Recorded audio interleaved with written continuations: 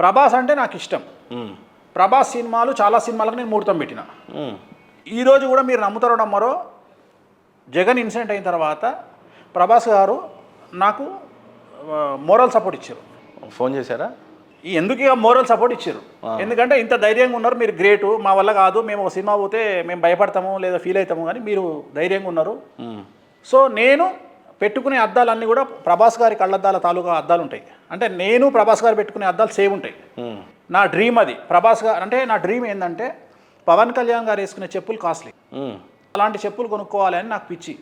ఏది అత్తారింటికి దారేది సినిమాలో దేవదేవం భజే అనే టైంలో మన పవన్ కళ్యాణ్ గారు చెప్పులు చూపిస్తారు, మనకు అడుగులు చూపిస్తారు. ఆ చెప్పులు కాస్ట్లీ 35 నుండి 40 వేలు ఉంటాయి. సో నాకు ఆ డ్రీమ్ అది, పవన్ కళ్యాణ్ గారు వేసుకున్న చెప్పులు నేను వేసుకోవాలి అని నాకు కసి నా జీవితంలో. దానికోసం కష్టపడి నేను ఆ చెప్పులు కొనుక్కున్నా. అట్లనే ప్రభాస్ గారు పెట్టుకునే కళ్ళద్దాలు అంటే నాకు పిచ్చి. ఆయన పెట్టుకునే కళ్ళద్దాలు లైఫ్లో మనం ఇవి పెట్టుకుంటే మన జీవితంలో ఒక సక్సెస్ ఉంటుంది, ఎంజాయ్ చేయాలి లైఫ్ అని నేను అవి కొనుక్కున్న తర్వాత ఆయన కూడా నన్ను కామెడీ చేస్తారు, నాకంటే మీరే ఎక్కువ వాడుతూ కళ్ళద్దాలని. సో నేను అనేది ఏంటంటే ప్రభాస్ గారికి నాకు ఉండేటువంటిది, అట్లనే ఇండస్ట్రీలో నాకు వేరే వాళ్ళకు ఉండే రిలేషన్ అనేది చాలా ఎక్స్ట్రీమ్ ఉంటుంది. సో అది సమాజానికి తెలియాల్సినటువంటి అవసరం లేదు. ఇప్పుడు ఎవరితోని ఎట్లా మాట్లాడతాము, ఎవరితోని క్లోజ్ ఉంటాము అనేది నేను చెప్పుకోను కదా. నాకు చాలామంది ప్రొడ్యూసర్లు, చాలామంది డైరెక్టర్లు, పొలిటీషియన్స్ నాకు చాలా క్లోజు. నేను అందరినీ రివీల్ చేయలేను కదా, అందరి విషయాలు సమయం వచ్చినప్పుడు రివీల్ కాబడతాయి, కానీ అంతేగాని నేను చెప్పలేను కదా. బట్ దీన్ని వ్యక్తిగతమైన ద్వేషం కింద కన్వర్ట్ చేసుకుంటే అది ఎట్లయితుంది? బట్ ఎవడన్నా ప్రభాస్ గారు అంటారా మిమ్మల్ని? ఆయన బేసిక్గా డార్లింగ్ అంటారు, డార్లింగ్ స్వామి ఎందుకు ఇలా నన్ను ట్రోల్ చేస్తున్నారు? అస్సలు ఆయన ఏమంటారంటే ఆయన మన గురించి మంచిగా చెప్తారు కదా అంటాడు.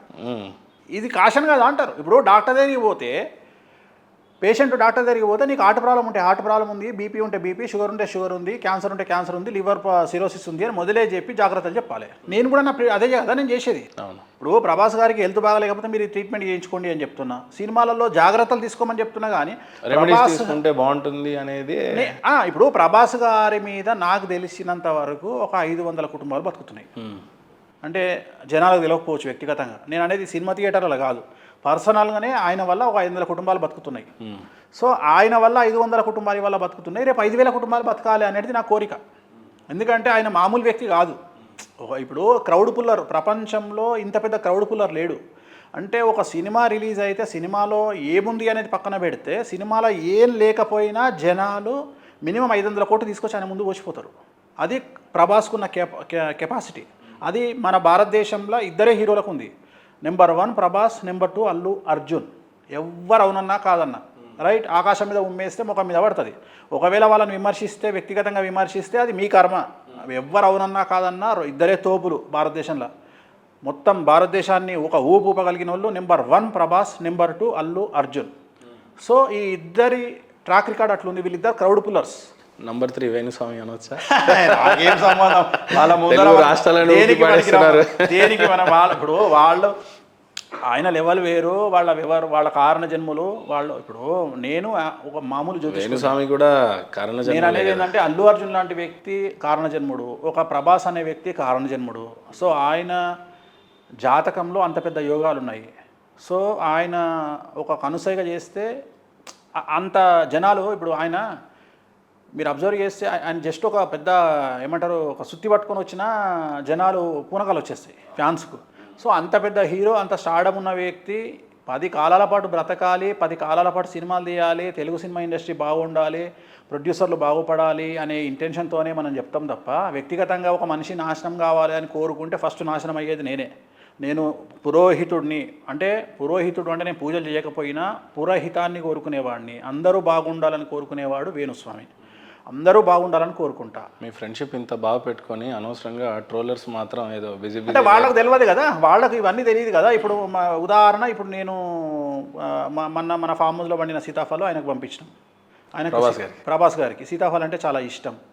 మా ఆవిడ ఒక ఆర్గానిక్ బ్యాగ్ ఒకటి పంపించింది ఆయనకి.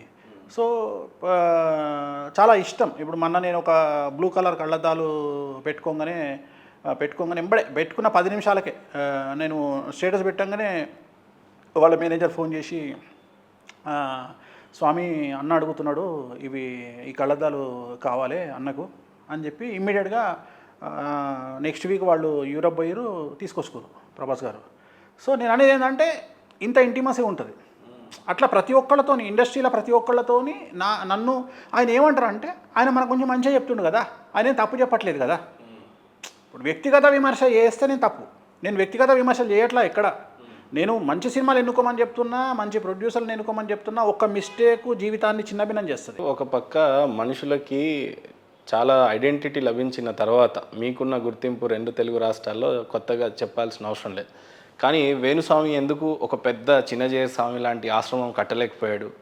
కొన్ని 4 గోడలకు మాత్రమే పరిమితి అయిపోయి మీడియా వరకే మాట్లాడడానికి సరిపోయే అంతనే వేణుస్వామిని చూస్తున్నారు ఒక పక్క. రెండోది, మీకున్న ఈ జ్ఞాన సంపదని విస్తరింపజేయాలి అని అన్నప్పుడు ఈ హిందూ ధర్మాన్ని ప్రచారం చేయాలి, ధర్మాన్ని కాపాడాలి, లేకపోతే అనేక మంది జీవితాలు మార్చాలి అనుకున్న వేణుస్వామికి కేవలం 4 గోడలు, ఒక ఆఫీసు, ఒక అపాయింట్మెంటు, కొన్ని ఫీజులకు పరిమితం చేశారు మిమ్మల్ని. మీరెందుకు పెద్ద ఆశ్రమం సృష్టించలేకపోయారు? ఒక పక్క సద్గురుని చూసినా, మరో పక్క చిన్నజీయర్ స్వామి లాంటి వాళ్ళని చూసినా మీకేమనిపిస్తుంది? 100% మీరు చెప్పింది కరెక్ట్ ప్రశ్న. ఎవ్వరు ఇంతవరకు విచిత్రమైన విషయం ఏంటంటే ఐ అప్రిషియేట్ నన్ను ఈ ప్రశ్న అడగలే. నన్ను ప్రపంచంలో ప్రపంచంలోనే రెండో వ్యక్తి మీరు. నన్ను ఫస్ట్ ఈ ప్రశ్న అడిగినటువంటి వ్యక్తి నా చిన్నప్పటి స్నేహితుడు, నాకంటే 1 సంవత్సరము సీనియర్ అయినటువంటి కృష్ణమూర్తి అని, ఇప్పుడు పబ్లిక్ ప్రాసిక్యూటరు మన తెలంగాణ ప్రాంతంలో. తను అడిగింది ఈ ప్రశ్న, ఎందుకు ఒక ఆశ్రమాన్ని ప్లాన్ చేయొద్దు అని చెప్పేసి.